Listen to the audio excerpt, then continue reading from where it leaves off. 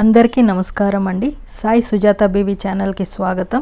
నేను ఒక హెల్దీ అయిన రెసిపీ, అది కూడా పేషెంట్స్కి అంటే షుగరు బీపీ ఉన్న వాళ్ళకి ఉపయోగపడే విధంగా ఒక మంచి రెసిపీ చేసి చూపించాలనుకుంటున్నానండి. అది ఏదో కాదు, కాకరకాయ కర్రీ.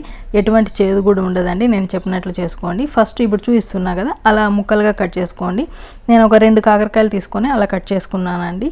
వీటిని బాణీలలో వేసి అందులో ఉప్పు, పసుపు, చింతపండు 3 వేసుకొని వాటర్ వేసుకొని బాయిల్ చేసుకుంటాము. ఫస్ట్ పైన ఎటువంటి లిడ్డు పెట్టకూడదు, ఎందుకంటే పెద్దవాళ్ళు అంటారండి కాకరకాయలు ఉడికేటప్పుడు లిడ్డు పెట్టకూడదు అని అంటారు. నేను యాజ్ ఇట్ ఈస్ అలాగే ఫాలో అవుతానండి, ఎందుకంటే చేదు వస్తుంది అంటారు.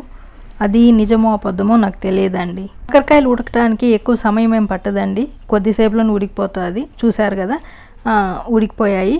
ఇప్పుడు మనము దాన్ని స్ట్రైన్ చేసుకుందాము. తర్వాత కర్రీకి కావాల్సిన పదార్థాలు ఏంటో చూద్దాము. కట్ చేసుకున్న ఆనియన్స్, 2 టమాటాలు, కొత్తిమీర, కరివేపాకు, అల్లం వెల్లుల్లి, చింతపండు అండి.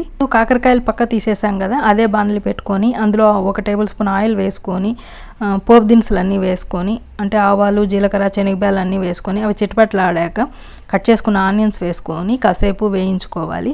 అవి వేగిన తర్వాత అల్లం వెల్లుల్లి పేస్ట్ వేసుకొని అది కూడా వేయించుకోవాలి. వేగిన తర్వాత ఇప్పుడు 1/2 స్పూన్ పసుపు వేసుకొని అది వేయించుకుంటాము. అవన్నీ వేగిన తర్వాత ఇప్పుడు ఆనియన్స్కి సరిపడా 1/2 స్పూన్ సాల్ట్ వేసుకొని అన్నీ బాగా వేయించుకుందాము. తర్వాత కరివేపాకు వేసుకొని అది కూడా వేయించుకుందాము. అవన్నీ వేగిన తర్వాత ఇందాక మనం కట్ చేసి పెట్టుకున్నటువంటి 2 టమాటాలు ఉన్నాయి కదా, అవి కూడా వేసుకొని వేయించుకుందాము. అవి కాసేపు మగ్గనిద్దామండి. టమాటాలు అన్నీ మగ్గిన తర్వాత 1 స్పూన్ కారం వేసుకొని అది కూడా వేయించుకుందాము. ఇప్పుడు అవన్నీ వేగిన తర్వాత ఇందాక బాయిల్ చేసి పెట్టుకున్నాం కదా కాకరకాయ ముక్కలు, అవి కూడా అందులో వేసుకొని వేయించుకుందాము. నేను కాకరకాయ ముక్కల్ని పొరపాటును కూడా పిండలేదండి. కొంతమంది బాయిల్ చేశాక పిండేయడము అట్లంతా చేస్తుంటారు. ముందు నేను పిండలేదు, తర్వాత నేను పిండలేదు.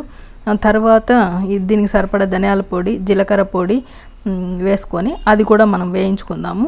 అవన్నీ ఒకసారి వేగిన తర్వాత ఇప్పుడు దీనికి సరిపడా మనకి ఏ కన్సిస్టెన్సీలో కావాలో ఆ కన్సిస్టెన్సీలో వాటర్ వేసుకుంటాము. కొద్దిగానే వేసుకుంటామండి, మరీ నీళ్ళగా ఉంటే బాగోదు. తర్వాత చింతపండు 1 ఉసిరికాయ అంత తీసుకుంటాం అంతేనండి, ఎందుకంటే ఆల్రెడీ మనము ఫస్ట్లో ఉడికించినప్పుడు కూడా చింతపండు వేసాం కాబట్టి పులుపు ఉంటుంది. కొద్దిగా చింతపండు తీసుకొని గుజ్జు తీసుకొని అందులో వేసుకుంటాము.